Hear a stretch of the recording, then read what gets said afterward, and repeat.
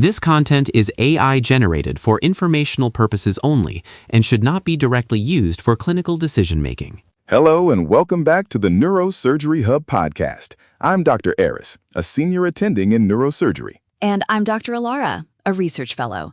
Today we're looking at a fascinating new study from the team at Uppsala University, published in Neurocritical Care in 2026. The paper is titled Intracranial Pressure Monitoring, Heart Rate Variability, Baroreflex Sensitivity, and Signal Complexity During Neurointensive Care After Decompressive Craniectomy in Malignant Middle Cerebral Artery Infarction. This is a crucial topic, Alara.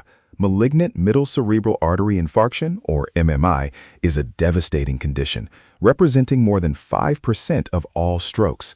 When that proximal MCA occlusion causes space-occupying cytotoxic brain edema, we're looking at mortality rates approaching 80% without intervention. Exactly. And while decompressive craniectomy, or DC, is our primary strategy to alleviate mass effect and improve survival, the period of neurointensive care that follows is still a bit of a black box in terms of physiological targets.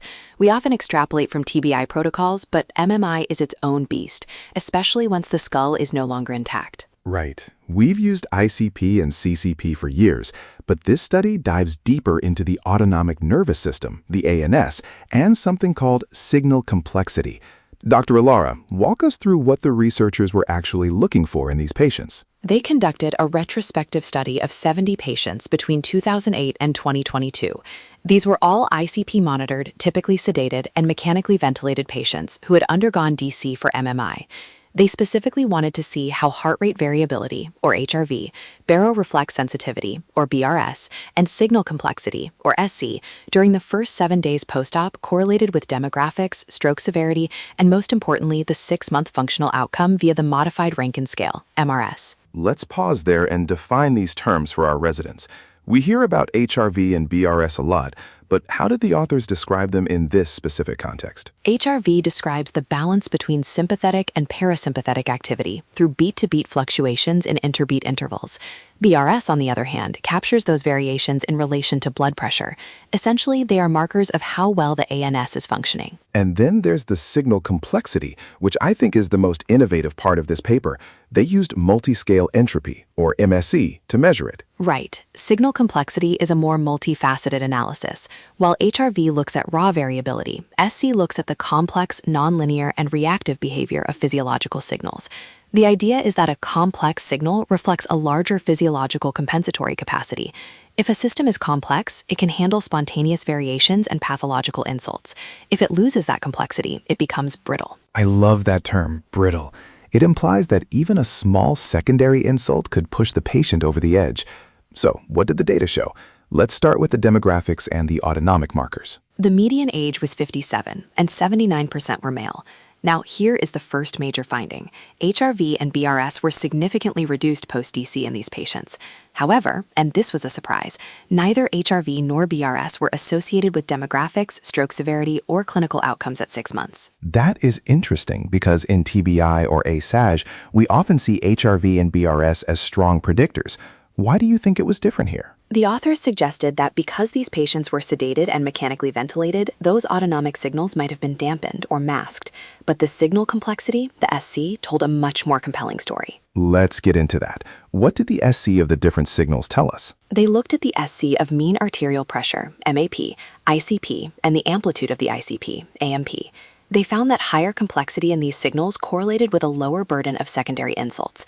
Specifically, higher SC of MAP, ICP, and AMP correlated independently with a lower 6-month MRS. In other words, the more complex the signal, the better the functional outcome. And when we talk about secondary insults in this paper, they are referring to the time spent beyond pathological thresholds for ICP, CCP, and the pressure reactivity index, PRX, right? Exactly. They used Spearman correlations to show that low complexity was tied to these insults.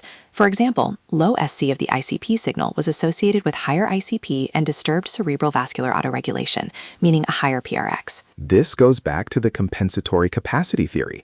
If the brain's regulatory systems are overloaded, the signals lose their complexity. It's like the system is so focused on surviving the primary insult that it loses its ability to react dynamically to anything else. Precisely. The paper suggests that low SC indicates overloaded systemic and cerebral compensatory mechanisms. This results in a reduced tolerance for those secondary insults we're constantly trying to avoid in the NICU. There was a specific mention of heat maps in the results. For our listeners who are visually minded, how did those help illustrate the relationship between SC and outcome? The heat maps were quite striking.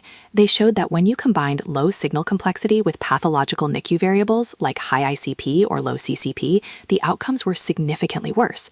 However, if a patient had high signal complexity, they seemed to tolerate those same pathological variables much better. It's as if SC is a marker of physiological reserve. That has huge implications for how we manage these patients. Currently, we treat every patient with an ICP over 20 or 22 millimeters the same way. But if Dr. Alara's patient has high signal complexity and my patient has low complexity, my patient is at much higher risk from that same ICP spike. Exactly, Dr. Aris. The authors conclude that SC could help fine-tune neurointensive care. It could identify which patients are at the highest risk for autoregulatory failure and allow us to intervene before the damage is done. It's a shift towards personalized medicine in the NICU. Instead of just looking at the number on the monitor, we're looking at the quality of the signal. Now, were there any limitations we should be aware of? This was a single-center study, right? Yes, a single-center retrospective study at UPSWA. And while 70 patients is a decent cohort for this type of high-resolution physiological data, it's still relatively small. Also, as we mentioned, the effects of sedation on these signals can't be entirely ruled out, even though it's standard of care for these patients. And they focused on the first 7 days post-DC. Correct. That's the critical window for edema and secondary injury in MMI. So, to summarize for our residents and colleagues, in MMI patients after a craniectomy, the standard autonomic markers like HRV and BRS might be reduced, but they didn't necessarily predict who would do well. However, signal complexity, measured by multiscale entropy of MAP and ICP, was a strong, independent predictor of functional outcome. Right. Low complexity equals low reserve and a higher sensitivity to secondary insults. High complexity suggests the patient's compensatory mechanisms are still robust. This is the future of neuromonitoring, moving beyond simple thresholds to understanding the dynamic state of the brain. Dr. Alara, any final thoughts from the paper? Just that this study fills a major gap. We've known DC saves lives in MMI, but we haven't had great ways to prognosticate or guide therapy in the days following surgery. Signal complexity might just be the tool we need to identify which patients are at the highest risk for autoregulatory failure and intervene before the damage is done. Fascinating stuff. I want to thank the authors at Uppsala University for this work. And thank you, Dr. Alara, for breaking it down for us. My pleasure, Dr. Aris. That's all for today's episode of the Neurosurgery Hub podcast. Stay curious, and we'll see you in the next one. Goodbye, everyone.